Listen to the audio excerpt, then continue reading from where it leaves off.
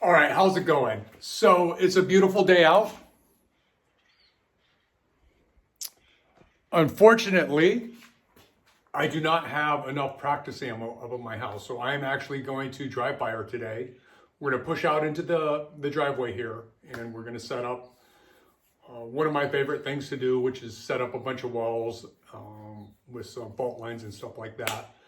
But I only have 100 rounds of ammo up here, and then I have a bunch of self-defense ammo, but I'm not trying to waste that on practice. So this will be my last day up here, up north, and then we'll be heading down south tomorrow and getting ready to shoot a match this weekend. Unfortunately, there's only one match this weekend, and it's Richmond. So I'm just shooting Sunday.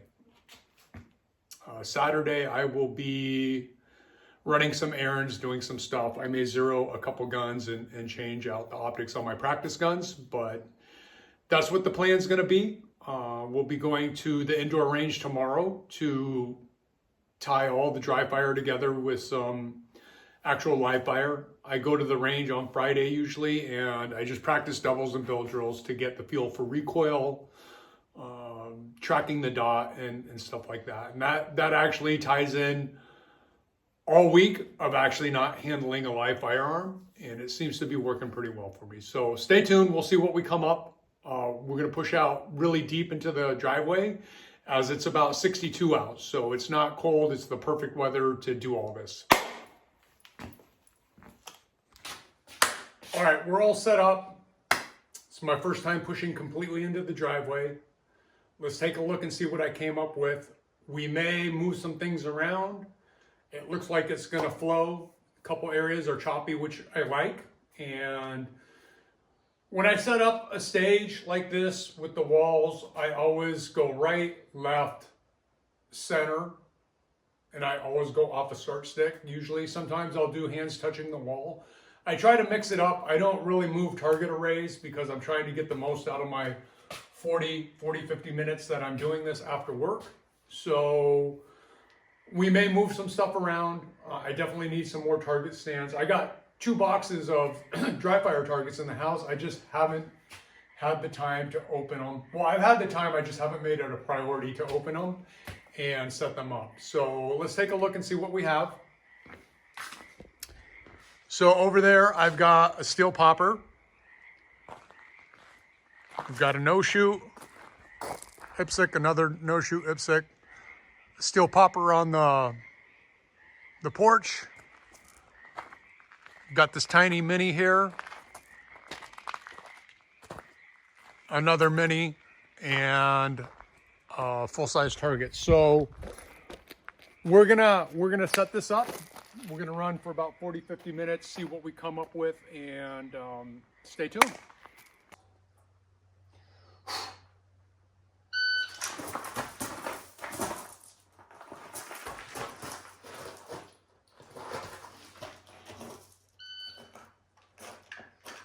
Very choppy.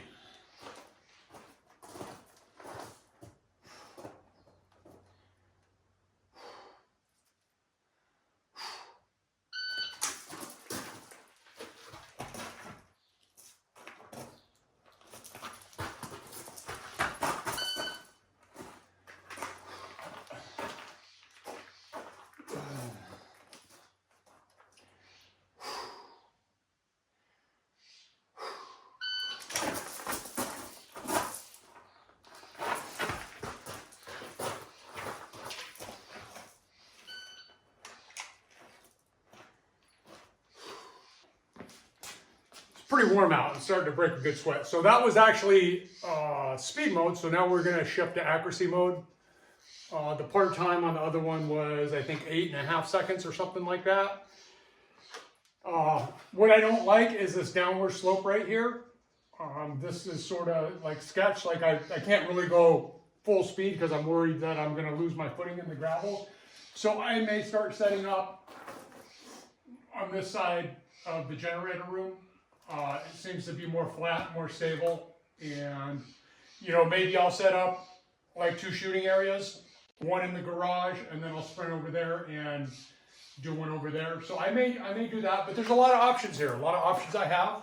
I'm very fortunate to have no neighbors or if I see neighbors drive by, they know what I'm doing, so they really don't care. So let's go ahead and get into some accuracy mode here and see how it turns out.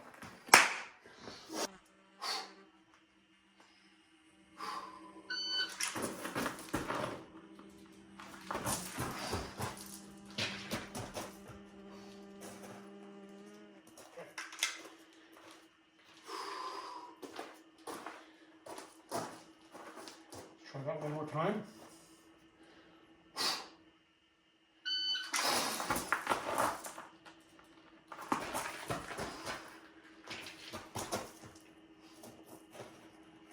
All right, that's how it should be.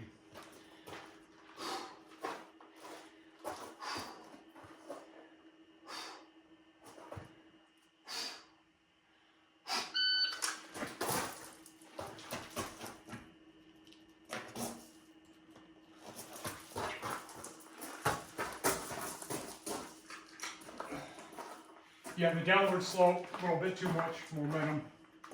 I'm gonna put the brakes on. Let's try that again.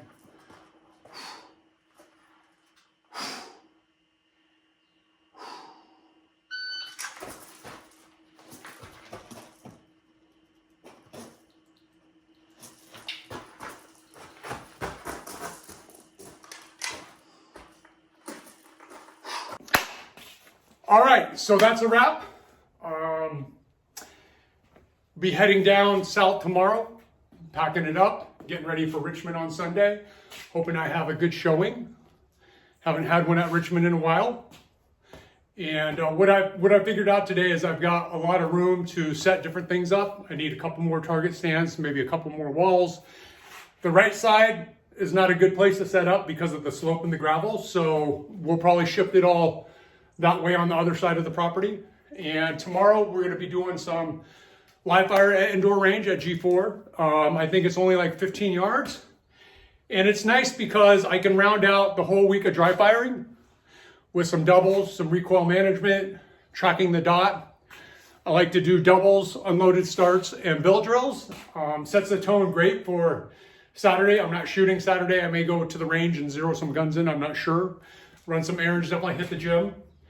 But it'll be nice. And the only difference between what I did this week, because tomorrow I'll be doing the last video of my week of dry fire, the only difference is like Tuesday or Wednesday, I usually head out the other side of the property and I set up some targets and I actually do some live fire in there on top of Friday going to indoor range. So I have 2 days of live fire in there, 2 to 3 days of dry fire, and that's my routine, and it's a pretty good routine. Works for me. I don't have the luxury of dry firing for 2 hours at a time. I usually do 40 to 50 minutes, and then when I do live fire, that's usually like an hour, hour and a half, and that includes, it's like 5 minutes from here on the other side. It's like 5 minutes, a little bit of setup, and you'll notice like when I'm on fire, if it's like 2 targets, 2 steel, that means I'm running short on daylight. But if I have 6 target stands out there, 4 pieces of steel, I'm out there early enough that I'll be able to run quite a few drills. I like to burn 300 to 500 rounds when I do that. Like I said, I have 100 rounds and probably 200 rounds of self-defense ammo. I'm not trying to burn the self-defense ammo practicing, so we just switch it up when we do this. So like, comment, and subscribe, and thank you for tuning in. I appreciate all the love. Thank you very much.